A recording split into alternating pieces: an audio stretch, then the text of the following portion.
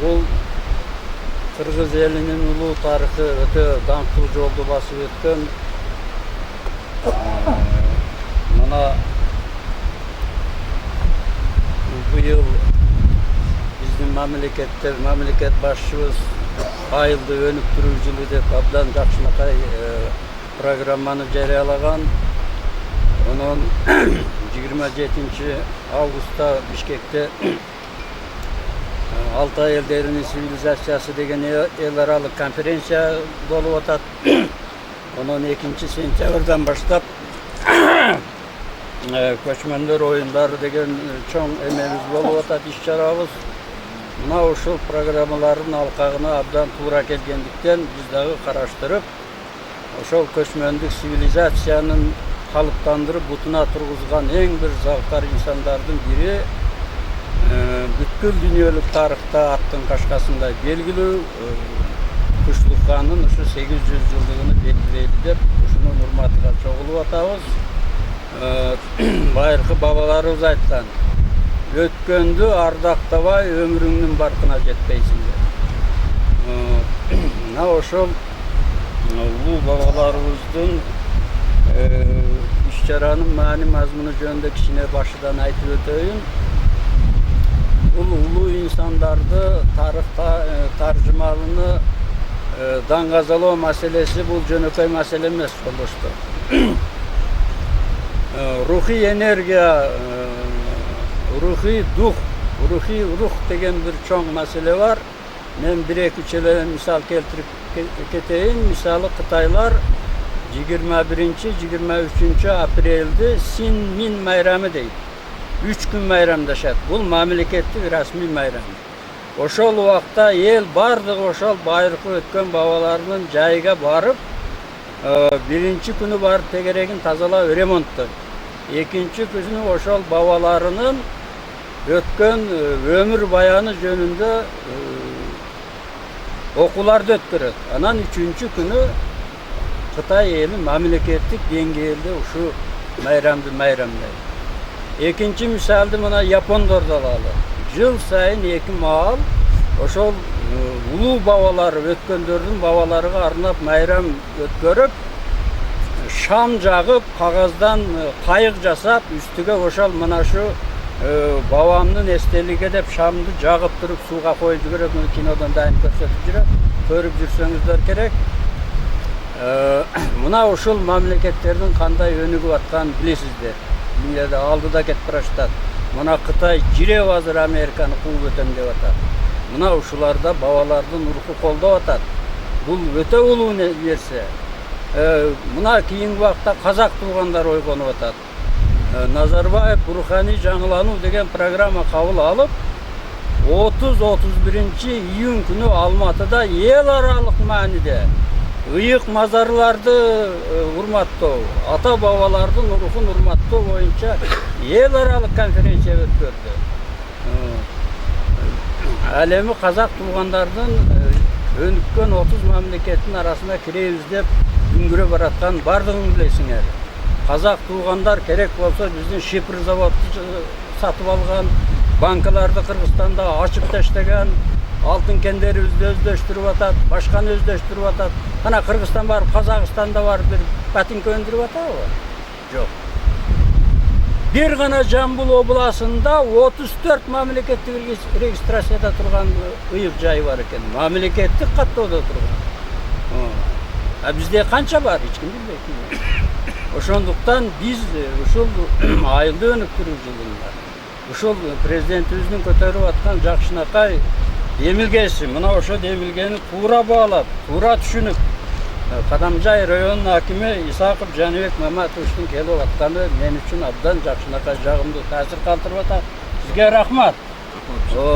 Урматтуу жолдоштор.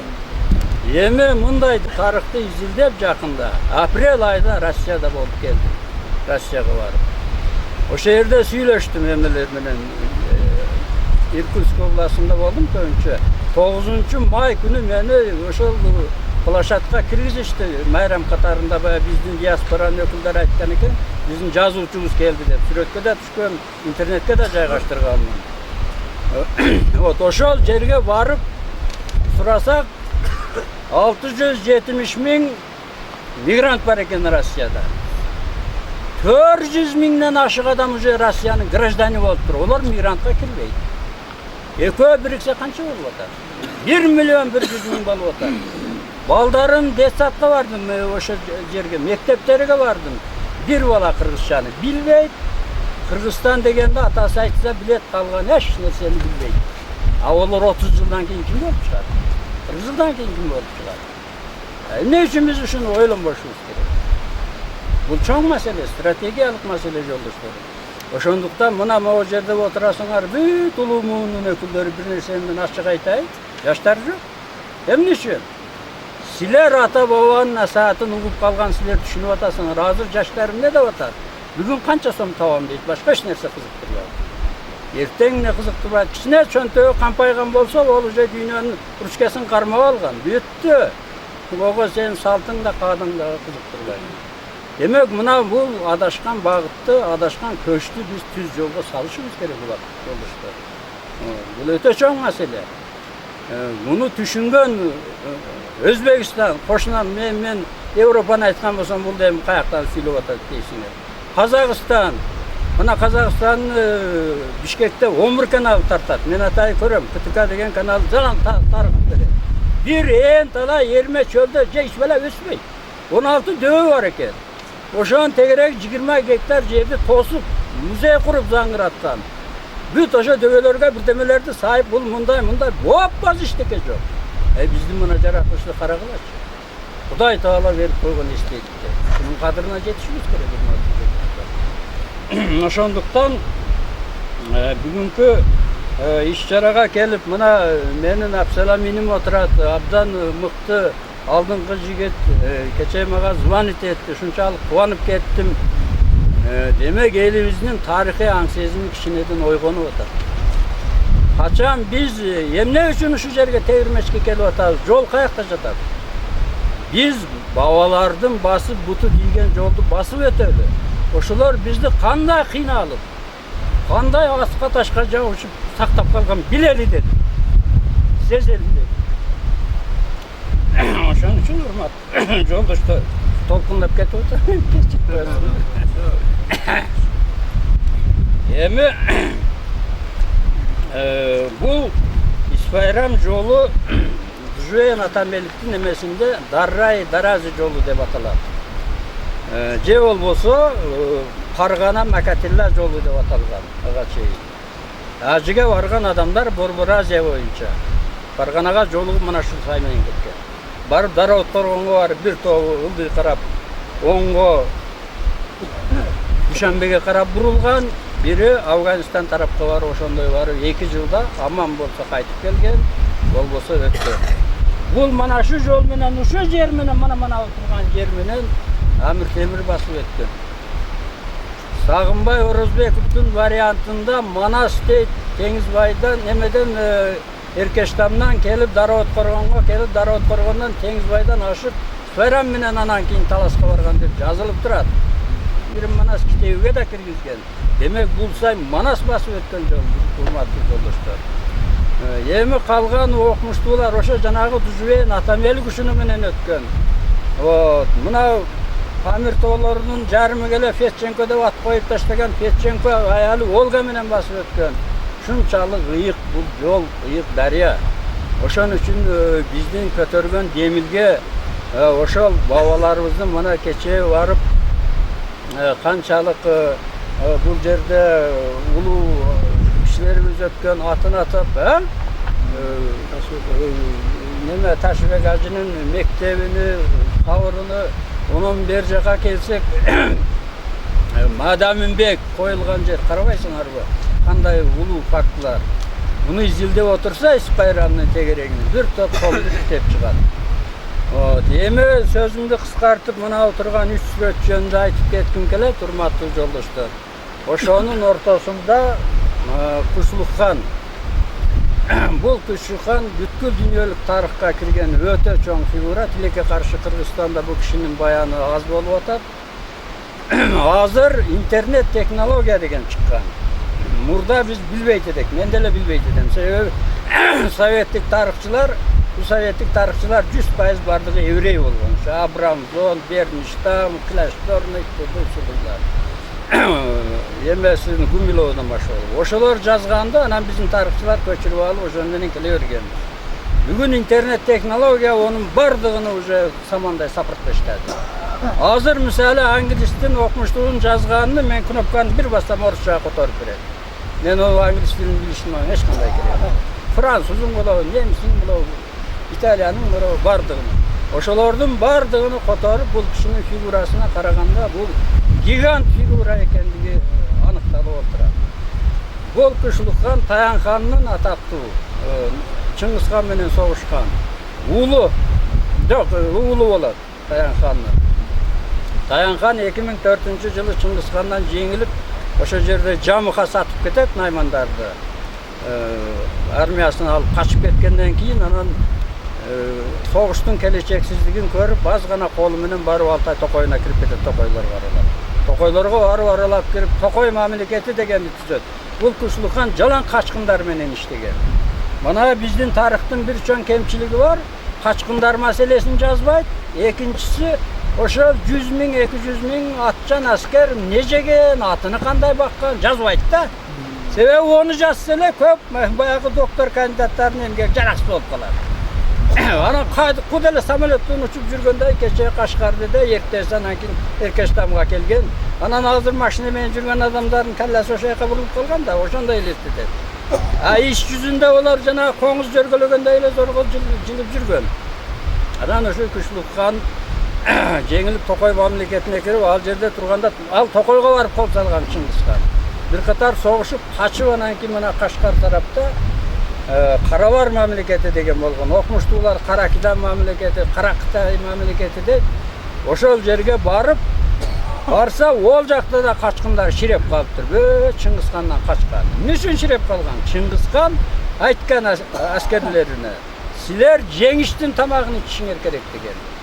Mundayça aytkanda barasың basıp alıp жеңесиң barıp turup oşo erkegini alıp çıkıp jok kılasың dagı ayalına ayal kılıp alıp oşonun tamagını jep oşonun çöbük atыңды bagıp jaşaysың деген.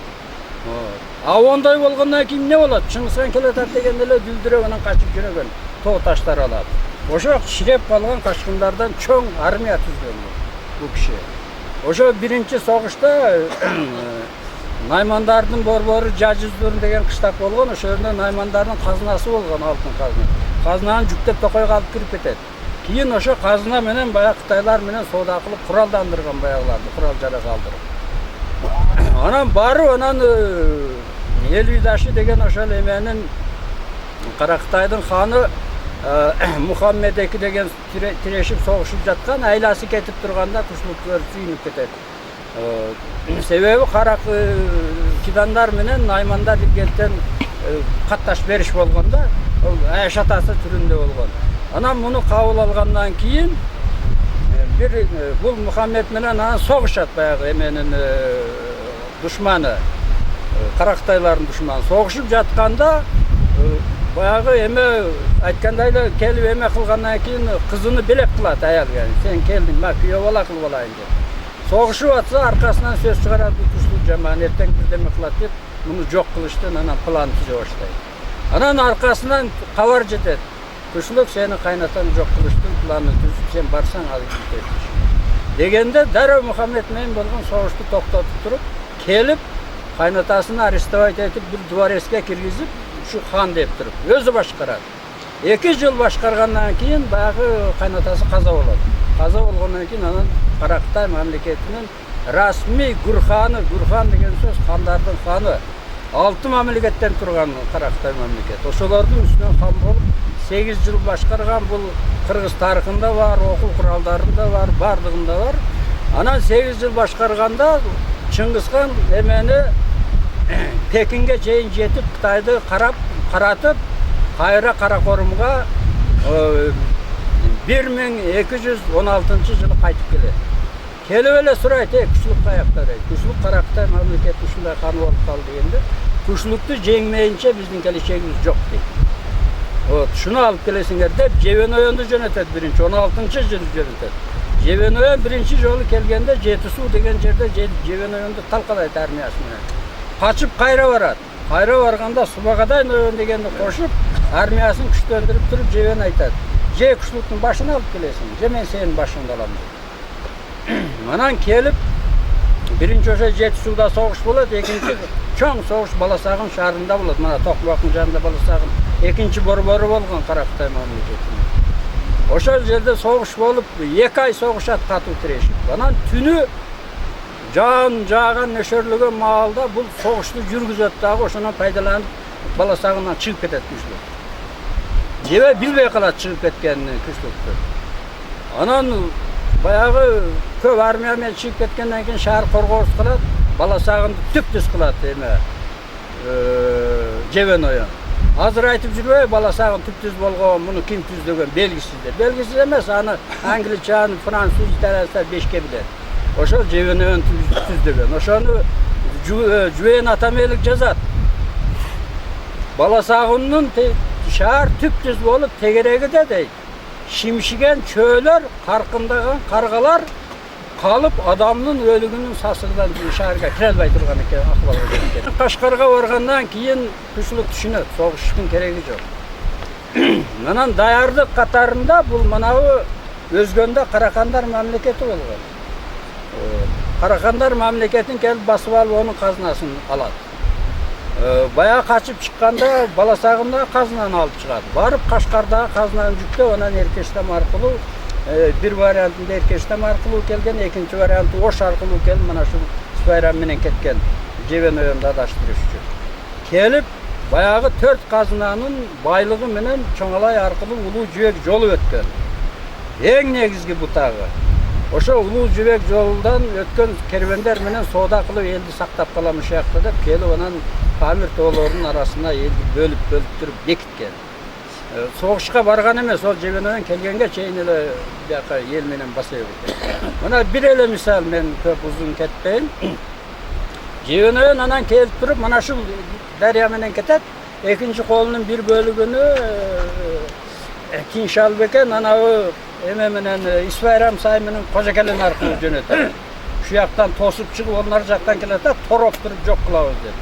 Анан кароолчулар бар да, кароол ар жерде турган, о дөңнөн карап турган. Олар аны чаап барып, күчлүккө айтканда баягы Чоңалайдын көк суу дегени бар. Элден анан ошо көк суу менен жогору карайтып анан алып качып жөнөйт. Барганда барып ошо Мөңгү Абрам мөңгүсү деген ошо жерге барып мөңгүгө такалып калат. Ошондон аны күчлүк айтат, түш кылаттан дейт жоокерлерди. Алгыла казыкты дейт. Аттын арканын учунда казык менен мөңгүнү чагып, таш тоодары өткөрүп жиберет. Ошондон кара казык аталган. Каралар келип казык менен элди ашырган жерде. Анан ошо чокудан анан ак суу да түшөт. Наргы Таян айлыга кеткен суу да түшөт. Ошол даралар менен анан баягы элди жайгаштырып түшүп, ушунан мына элибиз ушу Кадамжай Баткен тегерегинде болуп атат. Мына ошол келген жылы 1218 жылдын август айы. Бул дүйнөлүк тарыхта бар. Ошол окуяга быйыл толук 800 жыл болуп атат. Ошол күчлүк караларды алып келип, бул жерге келип, эл аралашып, бири-бири менен кыргызга айланат, 1-2 кылым ичинде. Ошонон анан кара кыргыз деген сөз ошонан келип чыккан жолдоштор. Биз ошон үчүн кара кыргыз автономдуу областы болгонбуз биринчи. Бул кара кыргыз деген сөздүн келип чыгышы ушул күчлүк канга байланыштуу. Бул эми күчлүк каныбыз. Экинчи биздин улуу инсан манабы Кетбука. Бул баягы Чыңгыз хандын небереси Мөңкө хан болгондо, хандыкка келгенде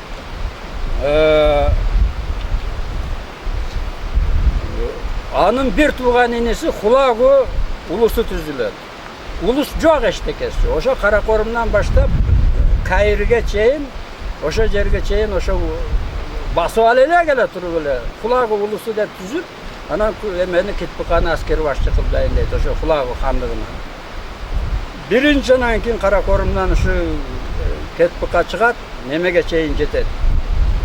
Гиза шаарына. Гиза шаары Кайыр шаарынан бир 30 километрдей эле бери, ошо түйгө чейин барат да, ошо жерде токтоп калат.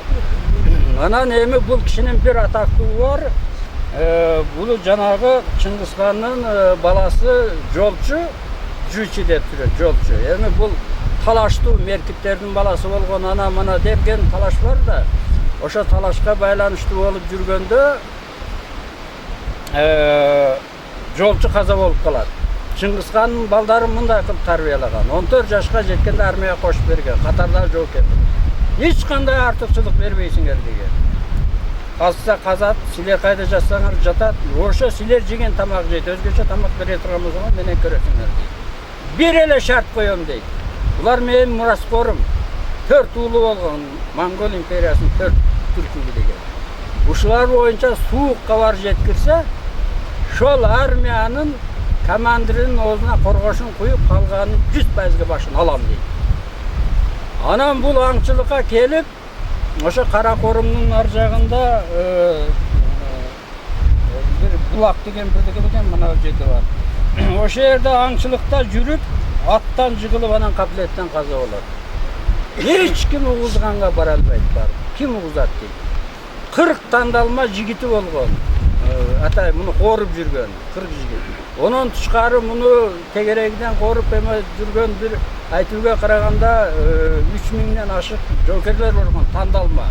Демек ошонун бардыгынын башы кетмек да. Анан башы ойлоп отурганда айтат, мына Китпка деген ноён мына жерде жоокерлерине машыктырып жүрөт. Шул кыйын эде, шуга барып айтады, шу бирдемени шул ойлоп табат дегенде баргыла дейт. Анан барып айтканда бул ошо жолчу менен чогуу чоңойгон. Тааныш. Дароо комузуну колго алып туруп келет. Келгенде нар жактан Чыңгызхан келип калат. Экөө бетме-бет келет. Чыңгызхан айтууга караганда тарыхта өзү өлтүрүп турат баласын. Бул Меркиттин баласы кантип менин ордумду ээлеш керек? Мүмкүн эмес деп. Экинчи версия боюнча жанагы каплеттен каза болот. Анан бирок эми баласы аңчылыкта жүргөндө кейбирлер жазат, бала менен отуруп сүйлөшүп, ошо жерден ошо аңчылык эмесинен шыралгасынан бөлүшүп келейин деп келген дейт. Экинчи бир тарыхчылар жазат, өзү буйрук берип алып жүрөгү чыдаган эмес дейт. Кап туура эмес буйрук берип кой токтотоюн деп келген дейт. Кегиче уже бала кеткен. Кегенден анан Кетпок экөө менен ушундай бетме-бет чыкты. Аттан секирип түшүп эле анан кийин комузун черте берет. Айкан күлсү деген. Анан ошондо Чыңгызхан сурайт да, анан бу комузунун күйсү аябай муңдуу эмне болуп кетти дегенде анан мындай дейт. Туу куйругу бир кучак тулпар качты айканым, туурунан бошонуп шумкар качты айканым. Алтын така күмүш мөк, дулдул качты айканым, алтын туур ордунан туйгун качты айканым деп каза болду дебейт. Шундай кылып каймана сөз менен барып эме кылганда, анан кийин Чыңгызхан түшүнөт, акылдуу адам да. Түшүнүп анан алтын балуу ак шумкар алтын боосун тутканы, айды карай сызганы, ал кулунун ботон болгону Чыңгызхан. Чыңгызхан кадимгидей ырдаган, китебинде бар. Күмүш болуу ак шумкар, күмүш боосун тутканы, күндү карап сызганы, бул кулунун ботон болгону. Көрүңөр, атын айтпай туруп Чыңгызханга жеткирет. Анан дегенден кийин түшүнүктүү болду. Анан жанында Чыңгызхан жанында жүргөндөр айтат, хан сиз буйругуңуз бар. Ким угузса оозуга коргошун куйгузам деп. Бу Кетпкан оозуна коргошун куйгузуп, мына жүргөн армиянын бардыгын куруш керек. Булардын эмне кереги бар? Сиздин мураскоруңуздун өлүмүн сактап калат болсо. Дегенде Чыңгызхан катуу ойлонуп туруп анан кийин ойлонуп жатканда анан Кетпок айтат, сынчы менен элчиге өлүм жок ханым. Мен эч нерсе дегеним жок. Мына комуз сизге түшүндүрдү дегенде туура айтасың. Комузга куйгула коргошунду дейт. Бул баягы биринчи көчмөндөр оюнунда көрсөткөн ошол окуяны. Комузга анан коргошунду куйгандан кийин Чыңгызхан айтат да. Мына ушу Кетпокадай баатырлар бар үчүн Монгол империясы жеңилбес деген. Эсинин атыны Кетпоканын урматыга Арыкбука деп ат койгон. Шунун эмесине. Мына бул бир эле окуясы, ушундай улуу окуялар бар. Эми үчүнчү мына турганыбыз Тууракүн деген найман Монгол империясыны 5 жыл башкарган. Советтер Союзунун мезгилинен дагы бул айым жөнүндө эчтеке айтылган эмес. Азыр мезгилде дагы эчтеке айтылбайт, бирок жанагы эле интернет технология бул айым жөнүндө бүт жыл сайын көбөйүп атат. Мен Найман тарых китебини биринчи жазганда тапсам, азыр бул айым жөнүндө 10 эсе көп маалымат бар. Бүткүл дүйнөлүк тарыхчылардын бардыгы билет. Бул айым Улуу Монгол империясыны ошол империя бүтүндүгүндө 5 эл адам башкарган. Биринчи Чыңгыз хан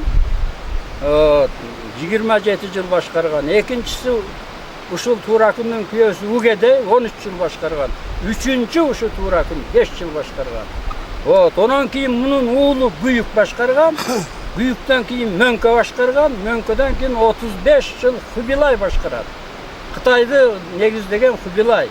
Кытай эли Хубилайды улуттук баатыр дейт. Жана Юанды киргизген, Пекинди негиздеген, бардыгын жасаган ошо Хубилай. Ошо Хубилай азыр Пекинден 130 километр жерде Каракорум ушундай жер бар экен, ошол жерде музей ачкан бул айымда. Эме Хубилай ошол убакта ачкан. Анан бул айымдын аты чыкпай келатканынын себеби бир тыңчысы болот, тыңчысы орус болгон. Келип бир күн айтар. Иримдеги Иннокентий II деген папа менен князь Ярослав сүйлөшүп, Монгол империясын кулатабыз деп атат дегенде, иш жүзүндө Россия Монгол империясынын карамагында болгон. Анан чакыргыла дейт. Чакырып князьдардын курултайы болгон да. 54 хандыкты башкарып турган. Оягы Пекинден Киевге чейин, буягы Сибирден Каирге чейин башкарган ушулай. Анан чакырганда келип курултай бүткү эме кылгандан кийин сен ушинтип атыпсың деп бетиге айтып туруп, өлүм жазасына тарттырып деп, өлүм жазасына буйруп жиберет. Князьды, улуу князьды. Ушулай. Анан ошодон мунун аты баягы чыкпай эме болуп, табу дегендей болуп келген. Бирок азыр кайрадан ачылып атат.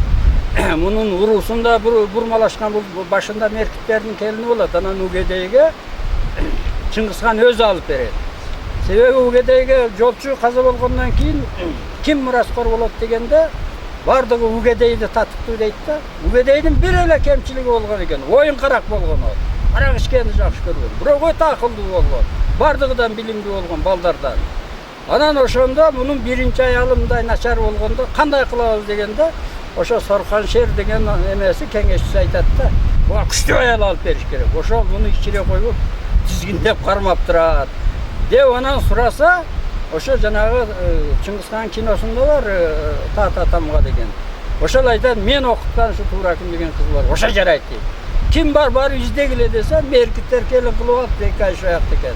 Анан айтат, биз аял үчүн согушпайбыз, акыл үчүн согушабыз, алып келгиле дейт. Барып анан меркиттер талкылап алып келип, анан ушул айымды алып келип, анан улуу ханыша деп даража берет буга. Биринчи аялыга бербей, ушуга берет улуу ханыша. Тарыхчылар жазат, бул Чыңгыз хандын көрсөтмөсү боюнча болгон. Себеби биринчи аял байбиче да. Ошого карабастан берет. Анан Угедей 13 жыл башкаргандан кийин ошол аңчылыкка барып кайта келип 3 күн жанагыдай аракты, шарапты ичип, мас болуп ошодон каза болуп калат. Күтүлбөгөн жерде. Анан эмне кылыш керек? Шашып калышат дагы, анан муну айтат, бул улуу ханыша да. Сен 1 жыл башкарып тур. Анан улуу ого чейин маслихатташып, улуу курултай дайындап, ошондо улуу хан шайлайбыз дейт. 1 жылга чейин бул мурделе башкарып жүргөн. Себеби Угедей 6 ай согушта болгон да. 6 ай Каракорумда болгон, 6 ай. Ошол 6 ай согушта маалда ушул башкарган бардыгын. Уже тажрыйбасы болгон империяны башкарыш. Дегенден кийин курултайды чакырбай коет. Чакырбайм курултайды, мен өзүм башкарам. Жолобогула дейт. Эч кимиси келе албайт. 2 жыл өткөндөн кийин Чыңгыз ханын бир тууган агасы Темүгай эч ким батый да батын албайт. Ошону айтат, барып ушуну бийликтен оодарып түшүр. Каракорумга барып, анан башка хан шайлайбыз дейт. Келсе буга тыңчылар бар да айтат да. Каракорумдан чыгып кетип, Бүйүк деген уулу алган чакырып, чогатаңды жакшылап тосуп алдым концерт. Анан сый тамак уюштургун дейт. Келип анан музыка коюп, заңгыратып, Каракорумдан тосуп алып да, "Чоңата, сизди мына ушунда сыйга барабыз" десе, "Болуптур, мен аскерлер менен сүйлөшүп келейин" дейт да, качып кетет. ошо сыйда мени жок кылат деп. Себеби жанагы Улуу князь Ярослав тынчтык койгон да, онун тышкары Ялабаш деген башка князьдардын көбүнө каршы сүйлөгөн бәрин тынчтап. Качып кетип калат анан корккондон. Ошодон эч кимиси келе албайт, 5 жыл башкарып, Угедей Ширумен деген биринчи аялынын баласын мураскор кыласың деп дайындап кетсе, айтканын аткарбай өзү төрөгөн буюкту Улуу Монгол империясынын улуу ханы кылып дайындайт. Өзү 5 жылдан кийин. Мына ошол улуу аял, мына ушул даңктуу адамдарыбыздын руху колдоп жүрсүн деп, ушулардын духу колдоп жүрсүн деп, мына ушундай улуу бабаларыбызга татыктуу өмүр сүрүп, кыргыз мамлекетибизди канаттууга кактырбай, тумшуктууга чокутпай, тең ата өнөктөшө турган мына ушулардай ханы жанын аябай өнүктүрө турган элчилер деп чогулуп отурабыз. Менин сөзүм ушул, урматтуу.